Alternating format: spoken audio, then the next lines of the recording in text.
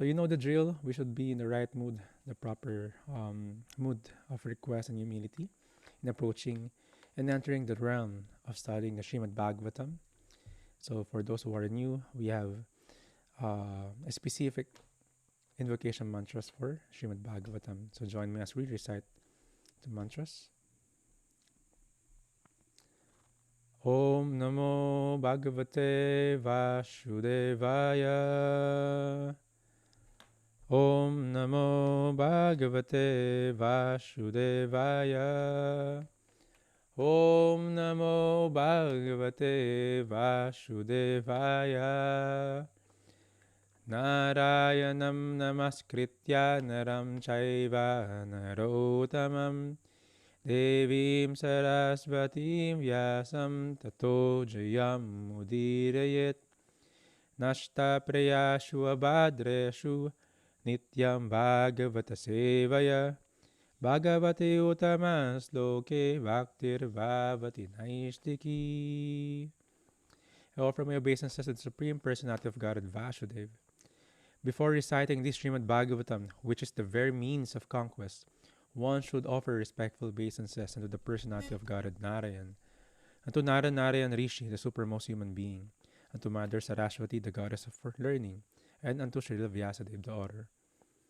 Before attendance, by regular attendance in classes on the Bhagavatam, and by rendering of service to the pure devotee, all that is troublesome to the heart is almost completely destroyed, and loving service unto the personality of Godhead, who is praised by transcendental songs, is established as an irrevocable fact. Again, this Srimad Bhagavatam is the cream of all the Vedas. If you want to study the Srimad Bhagavatam, you are actually studying the whole Vedas, the scriptures. The scriptures are compiled by Srila Vyasadeva, also an incarnation of Krishna, and he divided it into four and added Puranas, the Mahabharat, and other scriptures. But in his maturity sa kanyang spiritual life, ito yung sinulat niya, the Srimad Bhagavatam. And all the essence of all these Vedas are written in these volumes of books. So hindi lang siya nag-iisa. So makikita nyo, madilim lang. Pero there are 44 volumes of this one. Yung other version nito, meron silang 18 volumes. This is composed of 18,000 verses. And yeah, if you read this, like 41 verses a day, 41 pages a day, you could finish this set of volume on Srimad Bhagavatam in a year. So yes, this is Srimad Bhagavatam Naimi. Yes. So if you don't have the book yet, let me know, or you can follow din sa ating website. Meron tayong website for that you could follow. What we're doing now is we are reading it in sequence. We are still in the first canto, and we are reading most probably 5 to 10 verses per day. Then we are gonna describe it and learn from the wisdom ng ating mga teachers. So previously, what happened was, after ng war ng Kurukshetra, those who are attending the fourth batch, yung natapos yung Bhagavad Gita, magsisimula pa lang yung war. The Srimad Bhagavatam happened after na ng war. And we know, obvious result, nanalo sila Arjuna kasi kasama nila si Krishna. So lahat nung, almost all doon sa kalaban nila namatay. Duryodhan and his 100 sons, 100 brothers, the other soldiers there, mga generals, lahat sila patay. Ang natira, of course, si Dhritarashtra, yung tatay nila, kasi wala naman siya sa war. Bulag nga siya, and he's just seeing the battlefield in the projection ni Sanjay, yung servant niya. So may isa silang kapatid, si Dhritarashtra, anak niya yung Kauravas. Si Pandu, anak niya yung Pandavas, so magpipinsan sila. And may isa silang kapatid pa, si Vidura. But before the war started, Vidura went out of the kingdom because he is not agreeing with what's happening. At the same time, he was actually insulted by Duryodhan. Si um, Vidura is actually Yamaraj, the demigod of justice. But he have to take birth in a Sudra or a servant's body position because of a curse by Manduka Muni. So he came back sa kingdom ng Hastinapur. Ang next in line to be the emperor is si Yudhishthira kasi nanalo sila. But yung ibang kamag-anak nila like si Dhritarashtra, yung tatay ng Kauravas, is andun pa rin sa kingdom. So Vidura came, continue reading from Srimad Bhagavatam, first canto, creation. In this kind of version ng book, this is already part 3. Text number 13, Dhritarashtra quits home. So that's chapter 13 and we are at the text number 18. Yes. Translation. Mahatma Vidura knew all this, and therefore he addressed Dhritarashtra saying, "My dear king, please get out of here immediately. Do not delay. Just see how fear has overtaken you." It is a sarcastic address kay Dhritarashtra. Sabi ni Vidura, "My dear king, Raja." Actually, hindi na siya king. Kasi natalo nga yung side nila. And yung kinalaban nila is andun sa yung kinalaban nila is Pandavas and nanalo sila. And the Pandavas is actually in the how do you call this? In that kingdom. Pero naka-hold on tight pa rin si Dhritarashtra. Hindi na talaga siya actually king. Out of respect sa kanya, he knew this dear. As an uncle, hinayaan niya. So Vidura is coming, and after all the ceremonial welcome kay Vidura, he's addressing the king. "My dear king, please get out of here immediately." Napaalis na niya yung kapatid niya. Diba? Ang role ng isang saintly person is not just to please yung mga tao sa paligid, yung mga leader. Yes, we might hear mga pleasing words because of their saintly qualities. Diba? They might laugh, they might be serious, or they might be joking around. Pero the real words, the real essence, tatagos talaga sa puso yun. That's the role ng mga saintly person. They're not here to just have followers. And mag-ingat kayo sa kanila. Just like other so-called influencers now, mga makikita nyo like Gorgopal Prabhu and all. He might be speaking about how to be a kind person, how to be a proper human being. Pero if you dig deeper, very, it's like a rabbit hole of scriptures yung ini-introduce nila sa inyo. And that's our role basically. It is just like the analogy of a wave in the ocean. Yung wave, angat siya dun sa sea level. Minsan sobrang taas niya. Pero pag nakuha ka ng wave na yun, dadaling ka sa malalim na part ng ocean. Which is good, because dadaling ka niya in the ocean of transcendence. It might be painful kasi, it is painful kasi we are always clinging on this material attachment natin. Pero the real role, which is we will discuss in a few, ng isang sage or aspiring to be a saintly person is to wake up yung mga tao. And ginagawa ni Vidura to sa kanyang elder brother na si Dhritarashtra. And sobrang matanda na actually si Dhritarashtra. Sri Prabhupada is mentioning, cruel death cares for none. Diba? Sobrang painful eh. Like, if you could notice, we've discussed that probably more than 1/4 of the time, or maybe 1/2 ng discussion natin. And in other spirituality, lagi lang, shanti, peace lang tayo, kailangan, ka lang, very kind ka lang, know your energy, protect your energy. No, hindi yun yung totoong spirituality. It is just being human. Kung paano ka maging mabait. It's just elevating oneself, yung animalistic life ng mga tao, into human being. Real spirituality is going beyond that, transcendence, to transcend.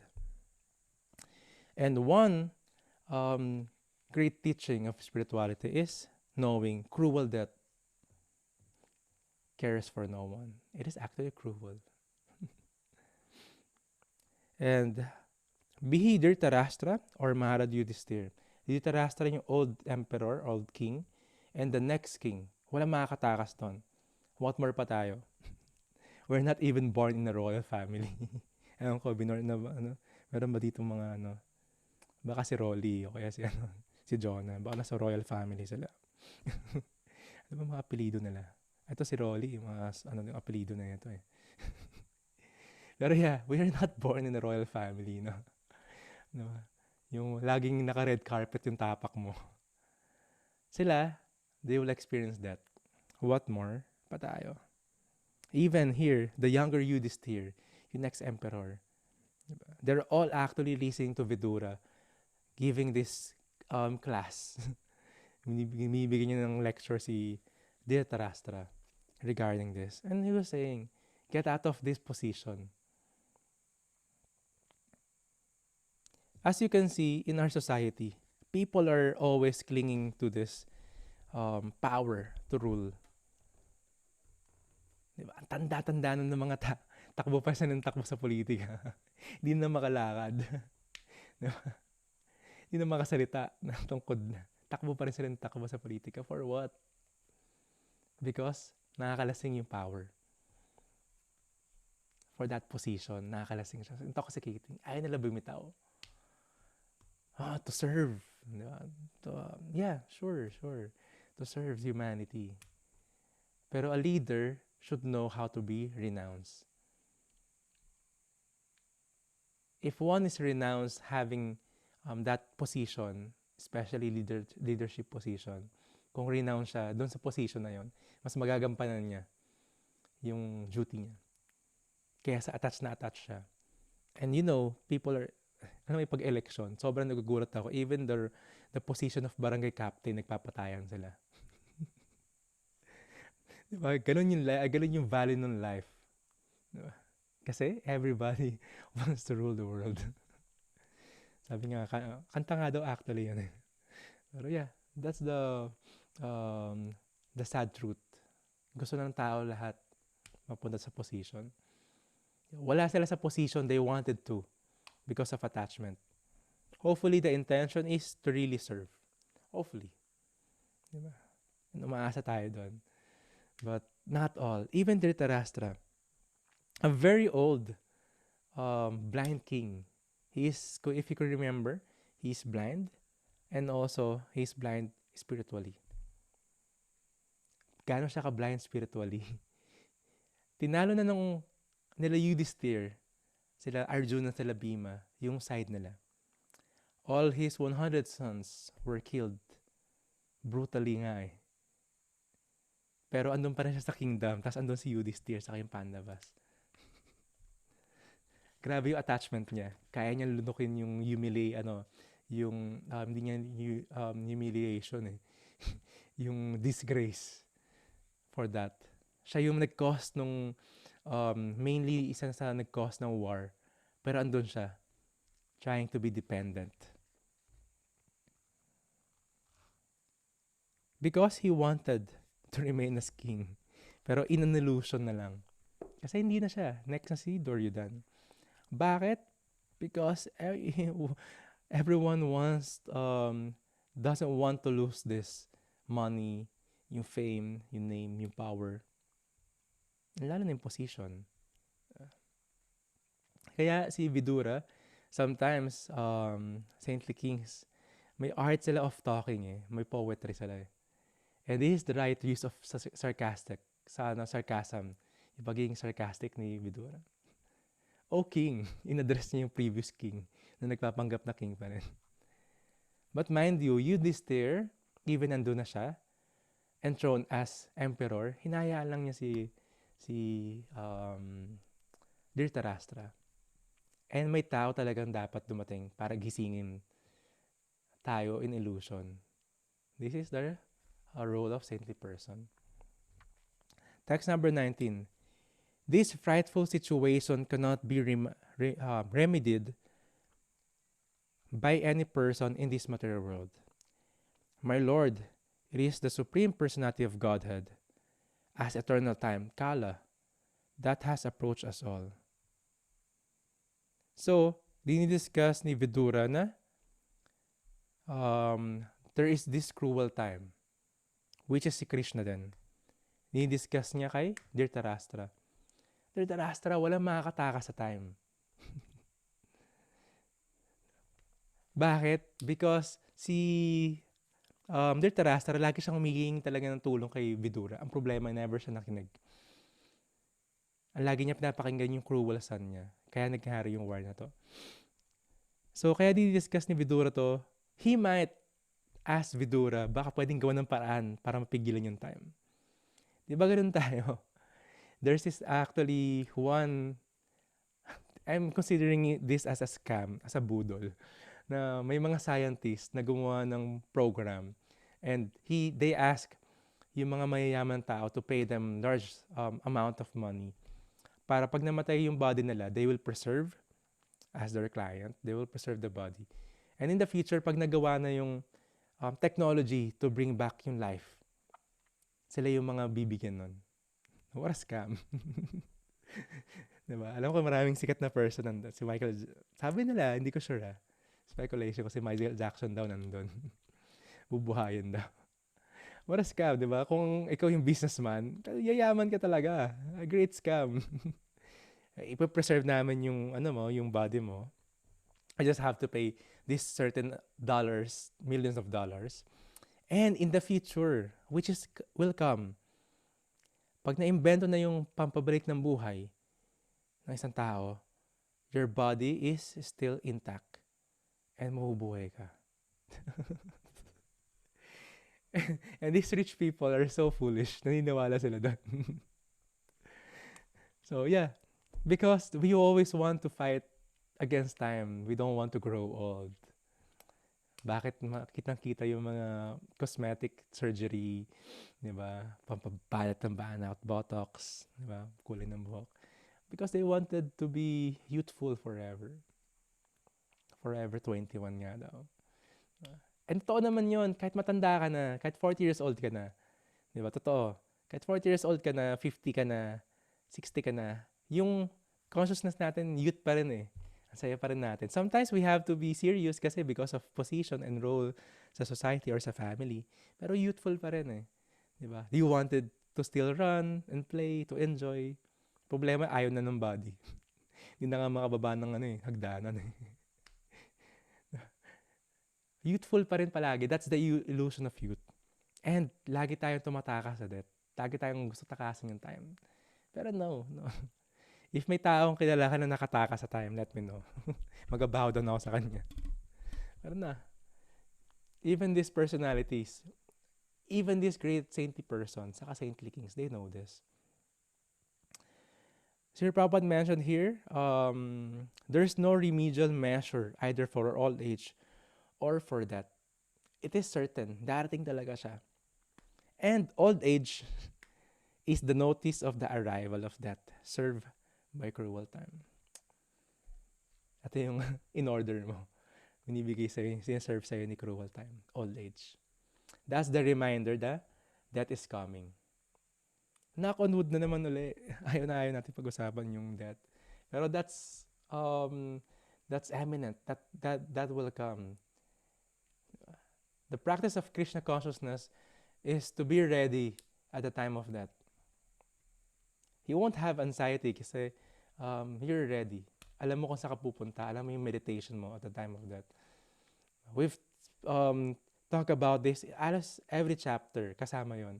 Yung great personalities, tinatanong palagi, paano siya nabuhay? Paano siya pinanganak? Paano siya nabuhay? Paano siya namatay? Ano yung next destination niya? Ano, you want a glorious death. Ano ba yung glorious death? Kailangan posh? Kailangan ba media coverage ba? Kailangan ba mamahalin yung suot mo yung namatay ka or hindi nawasak yung face mo in an accident? No. Glorious death is remembering Krishna.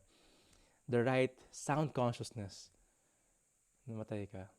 And it's very cruel nga, sabi nga, pag namatay ka, when I was not working, having an OJT as a nurse, makikita mo yung mga tao sa hospital pag nire-revive sila, ang daming contraption, ang daming tube sa bibig, di ba? And lalo-lalo na kapag naka-artificial breathing apparatus na sila, yung consciousness na wala na. I mean, unconscious sila in the form of, di sila makagalaw.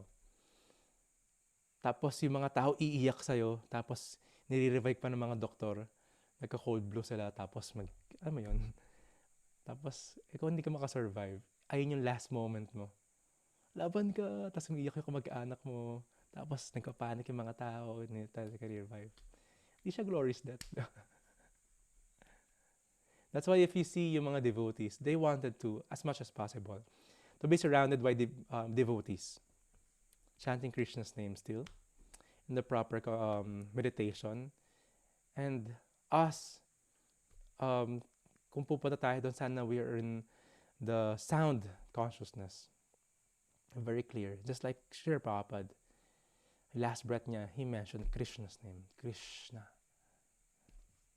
The other yogis wanted for their souls to get out sa head nila.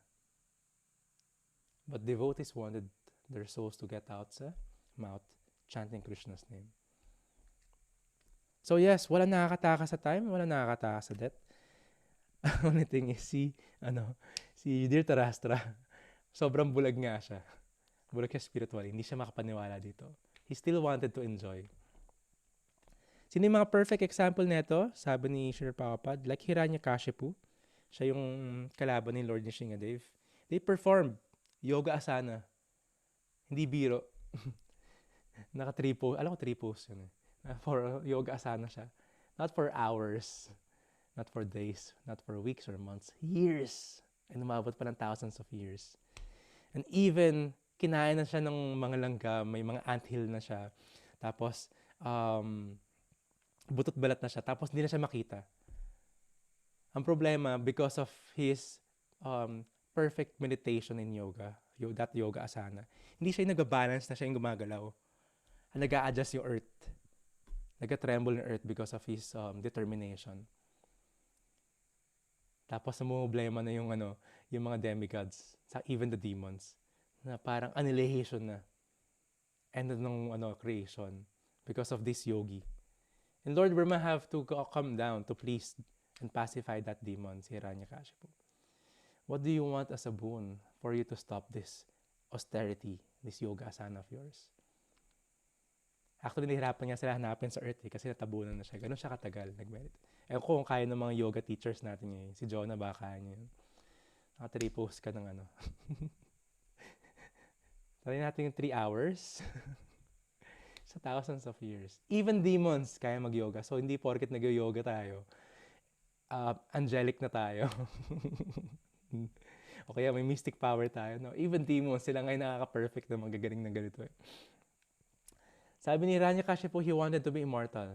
The problem is, si Lord Brahma, sabi niya, I am not even immortal myself. Paano ko ibibigay sa iyo yun?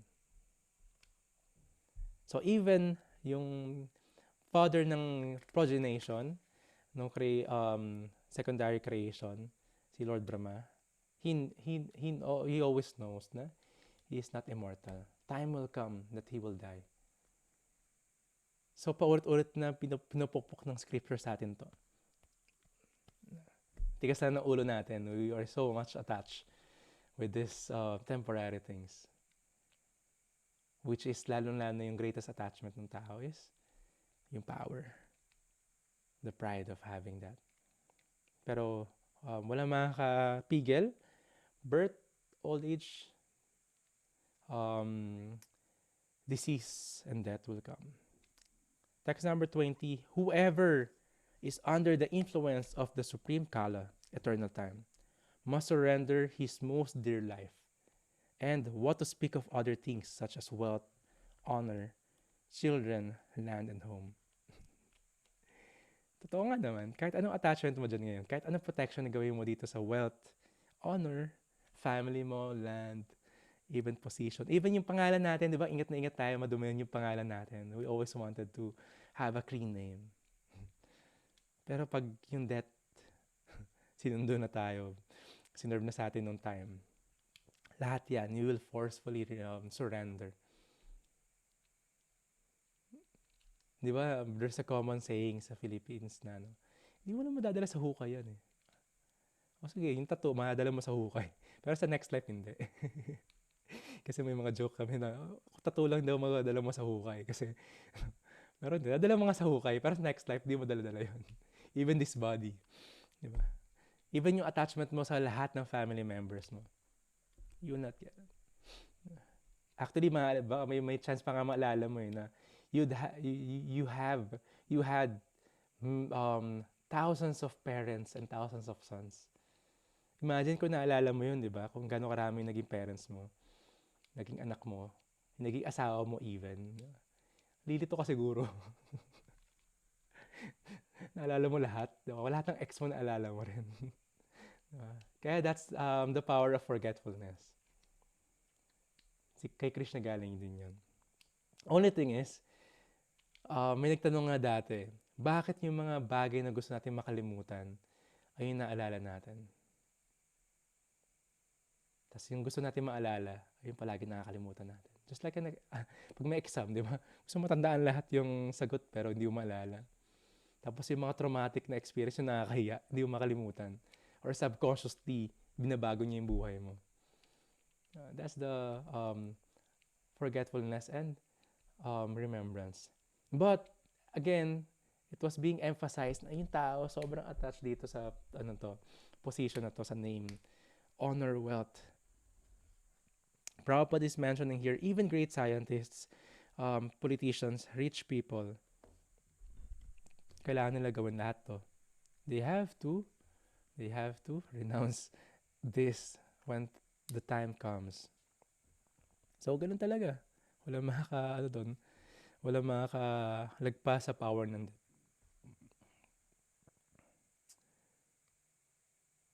No one could check them by any means, this influence of time. And people have to suffer and tolerate them without remedial measure. That is time and that is death. Text number 21. Still si Vidura is talking to Dhritarashtra, sa older brother niya. Your father, brother, well-wishers, sons are all dead and pass away. You yourself have expended the major portion of your life. Your body is now overtaken by invalidity. You are living in the home of another. You are living the home of another kasi hindi na niya home yun. Natalo nga sila sa war. Attached lang sila. Ang dami na itong story in the politics. Talo na sila, ayaw nila bitawan yung position, yung upuan. Hindi, panalo kami, dinaya kami. Lagi naman ganun sa Pilipinas, di ba? Manalo, matalo, dinaya kami. Tapos ayaw nila iwanan. They have to be overthrown because of attachment. And this is a wake-up call. Patay na lahat, sabi ni Vidura. Patay na yung tatay mo. Patay na lahat ng anak mo. Ang pumatay nga yung andyan kung saan ka nagiging parasite. Yung mga well-wishers mo, sila Karna, sila Bhishmadev, Dronacharya, patay na lahat sila. Again, yung pumatay sila kung saan ka nagiging dependent. And now, mukha ka lang sabi nga ni Vidura, you're living in the home of another. Nakikibahay ka dyan and feeling mo ikaw yung king. You still wanted to rule the world. There is this message of Srila Prabhupada. One has to execute his duty faithfully, depending for the result on the supreme authority. So, still, if we needed to be renounced sa mga ginagawa natin, we still need to do our duty. Anong mangyayari sa result? We should be detached. Kasi si Krishna na makakapagbigay ng result. You can work hard. Ikaw yung pinakamasipag. Pero If Krishna doesn't permit, your karma doesn't permit, normal ka lang. Or pwedeng yumaman ka pero palagi ka nalulugi. Kahit ayusin mo yung astrology sa bahay mo, okay, sa feng shui, o kaya lahat ng kontra. Pag it is meant to be, it is meant to be. And you have to be detached. Yung iba naman, wala namang ginagawa, pero mananalo sa loto, makakapulot ng ganito, mamanahan, di ba? This is their karma. So you have to be doing your duty, lalong-lalo na if you're like in a role, in a position.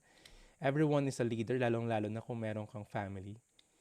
Someone is looking after, looking up to you, lalong-lalo yung mga, kung may anak ka, automatic leader ka kagad. You have to do your duty. But time will come, you will grow old. They will grow old. Diba? And ang wrong thinking ng mga tao is sabihin sa'yo sabihin mo sa anak mo, diba? 9 months kitang dinala sa sinapupunan ko. Diba? Kung hindi dahil sa akin, wala ka. Yung dugo na meron ka, galing saan? As thinking tayo may-ari ng mga anak natin. No, actually. We're just an agent. Diba? Yes, pinaghirapan natin yon, but we're not. Either way, kung di ka nag-anak, yung soul na yon pupunta pa rin sa body. Anybody, diba? Kundi dahil sa'yo. It is our duty to facilitate their spiritual life. To invest on that. Matanim sa kanila yung spiritual life. Ayun yung duty ng parents. Material life, automatic naman yun eh. Diba? Okay, you have to facilitate, you have to provide. Pero pag di mo binigay yung spiritual life, hindi mo tinanim sa kanya ng bata pa, you are not doing the role ng parent na i-facilitate yung human body life nila. Kasi it's very rare. How rare na mapunta tayo sa human being na body? There's an analogy, a tortoise in the sea. And bira silang maglabas ng ulo to breathe some fresh air. Bira ka makakita noon, di ba? May gagawin na ulo na tapos bababa na. Chamba na yun, di ba? Kung gano'n ka-rare yung pagiging human being, pagpunta ng isang soul sa human being na body, it's just like that. Pero hindi lang ganun ka-rare na yung ulo ng tortoise, ng turtle, umangat sa above sea level. Pag angat niya, sumakto na may isang log of food. Tapos yung log of food na to, sakto din na may hole ng saktong-sakto yung size sa ulo ng tortoise. And what are the odds na pag angat ng tortoise na ganun, sumakto siya dun sa log of food, drifting in the water. Tapos sumakto yung ulo niya dun sa butas, na saktong-sakto yung ulo niya. What are the odds? Ganun daw ka-rare yung opportunity for a person to have this human body. The rest of it, we are traveling sa 8,400,000 species of life. Nagiging tao tayo, that's one. Or nagiging hayop, nagiging puno. And ang daming hayop natin pwedeng puntahan, even bacteria. We can be demigod, we can be a demon. Lahat. We're so lucky. So fortunate. Even, ang problema, we are taking it for granted. We're just wasting our life in these temporary things. That is again the duty of saintly person to awaken everyone na ito yung opportunity, having the human form of life. Don't waste it na, next life na lang ako magsiseryoso this life. Ito muna yung gagawin ko. Or in a much more practical level, pagtanda na ako magsiseryoso sa spiritual life, pag medyo retire na, ngayon mag-e-enjoy muna ako. Diba? Live happy and be merry. Bisyo-bisyo muna, tapos laro-laro muna sa love life. Diba? O kaya Netflix muna. Just wasting time. But we don't know. Yung old age nga daw, wala siyang age talaga. Na pag 40 ka na, old age ka na, o 30, old age ka na, no. Old age means death is coming. The only thing is, we don't know kailan dadating yung death. It can come habang teenager ka, 20s, 30s, 40s. Swerte ka kung nasa old age ka na. Pero hindi lahat na sa old age may realization. Yung iba tumandang paurong, just like Dear Tarastra. Siya yung literal na tumandang paurong. Text number 22. You have been blind for your very birth.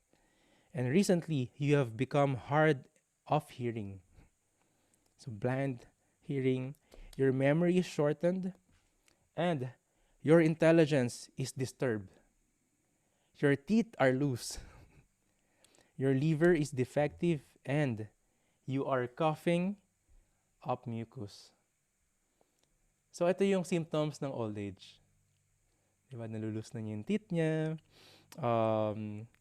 yung pandinig, nahihirapan na rin sila, yung memory nila, parang ano nga uli yun? Nakalimutan na yung pangalan ng favorite niyang apo. Di ba? Intelligence niya, very disturbed. Yung iba nga nagiging parang bata na, di ba? And I was thinking na, okay pa ako, kaya ko pa to, kaya ko pa mag-rule ng earth. Kaya pa magpatakbo ng negosyo. If one is not sober enough to accept this, he is in illusion. Kaya nga totoo may retirement. The question is, para saan yung retirement? Hindi siya just to stay at home, tapos mag-inom na lang, enjoying yung pension. Hindi talaga para doon yung retirement. Retirement means retired ka sa material duties para mas makapag-spend ka ng time spiritually. Mas maganda ka na sa death. All throughout our lives, we have to be prepared sa death. But in the middle of it, we have to do our duties. Lalo na kung may family ka, you have to maintain someone, di ba? You have a duty like a leader. You have to serve.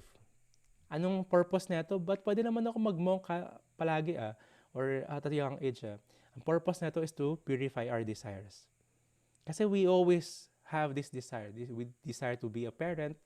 We have a desire to serve. We have desires sa arts, sa music, di ba? In sports. Pero you have to purify that by devotional service.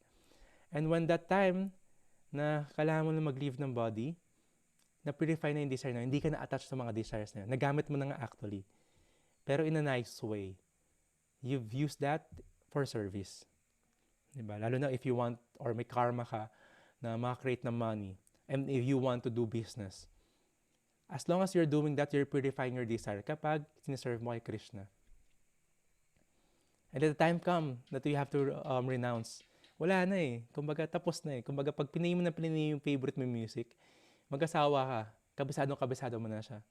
And you realize, nga, dapat baliw ako dito. Ito lang naman yung meaning ng kantang yan eh. So same, di ba? Feel mo yung groove habang alam mo yung bago pa lang yung music. Pero pag pinagsawaan mo siya, same thing with our duties while we are living. We have to do that for us to purify our senses and our desires.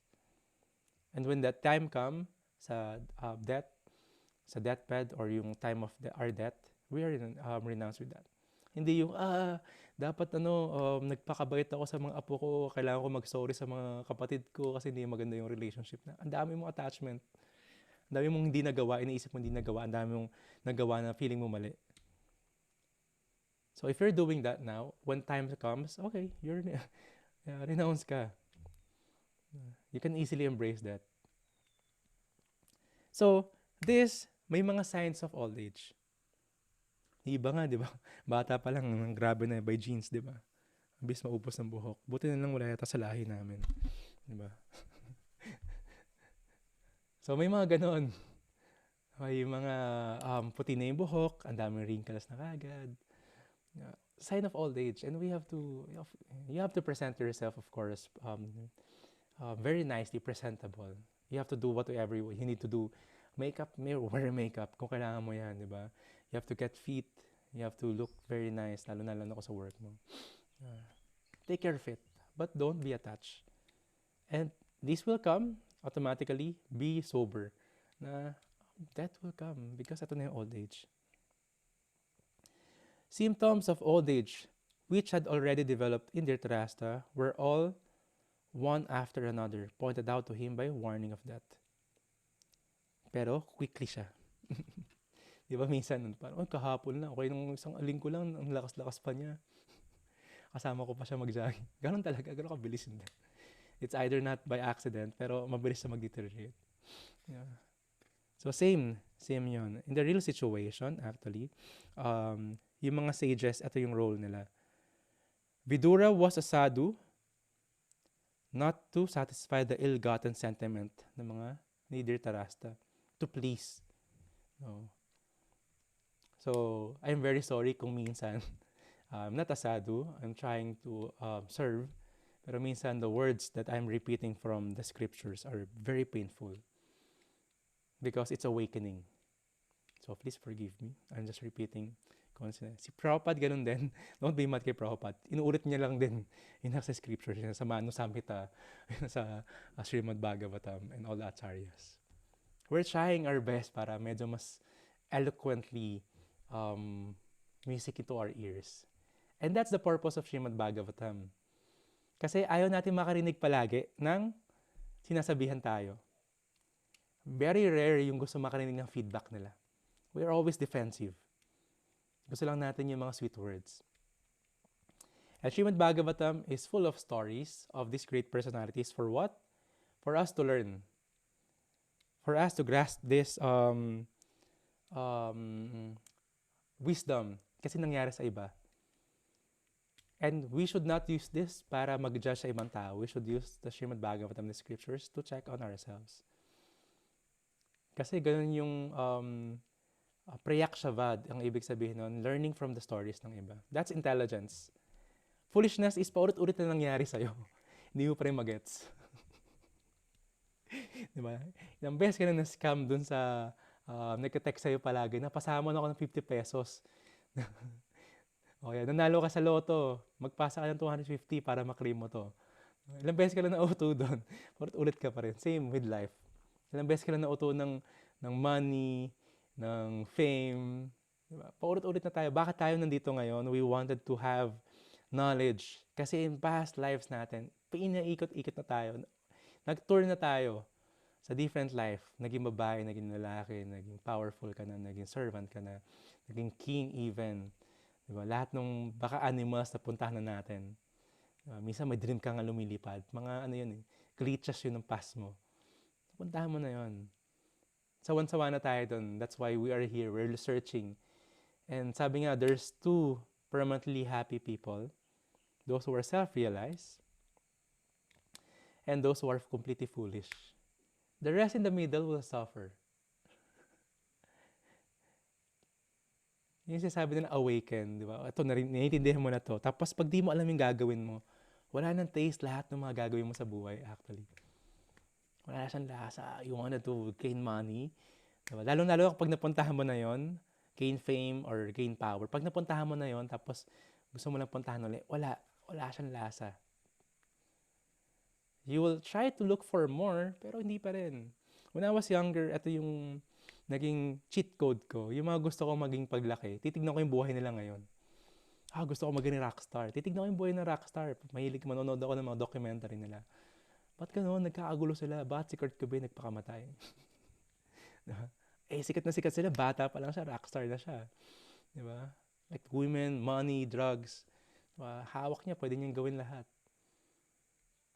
Puntahan mo yung mga great mga politician or yung mga mayayaman tao or sikat na artista. Observe their life. Diba? But they're still looking for more. May nag-suicide pa nga sa kanila eh. So, parang naging cheat code ko yun. Bakit ko pupuntahan yun? I will spend my whole life para puntahan yun. Ito lang yung nararamdaman nila. Oh. So, I have to look for more meaning, much more deeper. Diba? And that is the power ng association sa devotees. We will be awakened. Parang ano yan eh, parang bonfire. Pag ano ka sa bonfire, mawawala ka dun sa coldness ng winter. Try mo lumayo. Try mo lumayo sa association. Kakainin ka uli ng maya. Kakainin ka uli ng illusion. Balik old habits ka. So it's very powerful to have the association of devotees in chanting and studying and practicing devotional service. Without this, easily, Maya could devour us. And it will be such a foolish thing na isipin natin na kayang-kaya natin si Maya. Na hindi natin i-respect si Maya as an illusion. She is a very, very powerful devotee of Krishna. Her role is to cover and kick us around. And if we don't respect, we're not afraid of Maya. We're actually in Maya. And paano umatake si Maya? It's like boxing. Sige, may weakness ako sa vices. Sobrang kailangan protektahan yung sarili ko ma-expose sa mga bisyo, 'di ba? Para ka nagko-cover ng head mo sa boxing, 'di ba? Si Maya pa jab-jab lang. Hindi, nako-cover ko ngayon. Pero hindi mo alam, pwedeng open na open yung body shot mo. Liver punch mo. Pwedeng suntukin ni Maya doon. And that's Maya. Yung mga unexpected na pwedeng niyang tirahin sa atin. Doon tayo. Doon tayo dadaliin. Us thinking na kayang-kaya natin. Nag-chant na ako. Lalo if we're proud, sometimes success will come. Tapos we're proud. Tapos, kayang-kaya ko sa Maya. Dali lang pala ng spiritual life. Nagigets ko na. Prabhu, nagigets ko na yung spiritual life. Habang ganun yung thinking natin na kayang-kaya ko na. Si Maya may mga liver punch na hindi mo na nasalag. Same. Even Dhritarashtra was in the throne for a long time. He was born in the royal family. Yeah. And parang tinatanggap siya ng mga kamag-anak niyang he tried to kill. Thinking, okay, ang sarap ng buhay ko rito. Vidura came to wake him up. You are old. You're about to die. You're even humiliating yourself. Actually, tira-tira lang ni Bhima yung kinakain mo You were previously a king. Tapos you made all this arrangement, you allowed for these Pandavas to suffer. Tapos sila yung pumatay sa mga anak mo, cause you pain. Ngayon, nakikikain ka dyan sa kingdom, thinking you are the king. Such a chastisement galing sa younger brother niya, na si Vidura. So we need these people. We need these people to chastise us, to give that thunderbolt. Oh yes, minsan pupurihin niya tayo. Ang galing mo, Prabhu. Consistent yung chanting mo. Napakaganda. But we have to beg. If hindi nila binibigay sa atin yung thunderbolt, yung feedback, maybe they don't see na ready tayo to receive that. Or we are resistant. If you really want improvement, beg for feedback. Sabi nga, champions, the breakfast of champions are feedbacks. Umaga pa lang kaya mo na makinig ng feedback na room for improvement mo. So you will improve. We need these people around us. That's why meron tayong mga mentors, spiritual mentors, not just to glorify yung ginagawa nating service, but to check us. And Vidura is doing that in favor para kay Dhritarashtra. Kasi he still wanted to rule the world. So ganito ang mga nangyayari sa ating Srimad Bhagavatam. And basahin natin yung text number 23. Alas. Ganun sila magsalita dati. Alas, alas. Pag excited, saka pag malungkot. Alas. How powerful are the hopes of a living being to continue his life? Verily, you are living just like a household dog and are eating remnants of food given by Bhima. Prabhupada's first line, a sadhu should never flatter kings or rich men to live comfortably at their cost. It's not the role of the sadhu to flatter the kings. In the scriptures, you will see the kings are actually serving the sadhus. Not for the sake na false ego ng sadhu yon, but it's a humbling act ng mga king. When if you're familiar with Lord Jagannath, Baladev, Subhadra, yan sila Milk, nakikinig, mga Jagannath Bhakta. There is a parade. This is called Ratha Yatra. Lord Jagannath, Baladev, and Subhadra, in their longing, si Krishna sobrang longing na siya makabalik sa Vrindavan. There's a parade. Nilalagay sila sa big cart, and it is called Ratha Yatra. Devotees are pulling this, and nagka-travel yung cart carrying Lord Jagannath, Baladev, and Subhadra.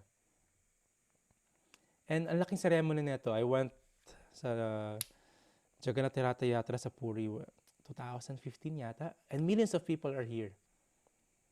And it's been done for thousands of years already. I think mga August yata yung season na yun. So, ang tradition dito, ang culture dito, hanggang ngayon, ginagawa nila, the king, like the king of Risa, will go there and sweep the floor kung saan dadaan si Lord Jagannath. The king himself. Even the highest position in society will serve Krishna and will serve his spiritual master. The king should be always, even the kings have spiritual master, and mayroon din siya mga siksha gurus, mga advisors. And the king is serving them. And the sadhu, hindi sila nag-serve, then nag-advise or nag-instruct sa kings or sa leaders para to make themselves in a high position, comfortable, no? But their role is to awaken these leaders, these kings. And they should never flatter kings lang. Para i-flatter lang, no? Package yun. There will be rose petals, but there should always be thunderbolts. So let us introspect. Sino yung mga tao na kaya natin mag-receive ng mga thunderbolts na to? Or kaya ba nila magbigay sa atin? Or are we so scary, na so resistant, na ayaw natin makinig? Kaya walang kaya magbigay sa atin ng honest feedback na to. So if you have someone na may ganito sa inyo, be very thankful. Lalo-lalo ko yung mga spiritual na mga senior devotees yon. Be very, very thankful because they will guide us sa right path of Krishna consciousness. They will bring us in a humble position. If wala, beg. Beg for people who could give this. Just like Vidura is giving this thunderbolt kay Dhritarashtra. A sadhu like Vidura is meant to awaken such blind persons and thus help them to go back home, back to Godhead, where life is eternal. That's the role of a sadhu, to awaken us because we are sleeping in the lap of Maya. Very sound sleep tayo. Kaya may bhajan na Jiv Jago, Gora Chandra Bole. Yung term na awakening, nagising ka. Hindi basta-basta na-imagine mo lang na, kinokontrol pala tayo ng media, kinokontrol, may conspiracy pala, ginawa na lang yung COVID. No, hindi lang yun. That is material. Being awakened is knowing that this life is meant to come back to Godhead. And you must seek a teacher, a spiritual teacher, spiritual guru, to guide you. And being awakened is knowing that we don't know a lot of things. We don't know a thing, actually. And us being proud sa false ego natin na kaya ko to. Nagawa ko nga to. Ang dami kong accomplishment. Being awakened is being in that humble position. Accepting the instructions ng spiritual teachers because they have seen the truth. So maraming salamat. Last word ni Sri Prabhupada. We can just imagine how responsible a task is entrusted. We can just imagine how responsible a task is entrusted to a sadhu like Mahatma Vidura. So these are thankless tasks sa ating mga spiritual teachers.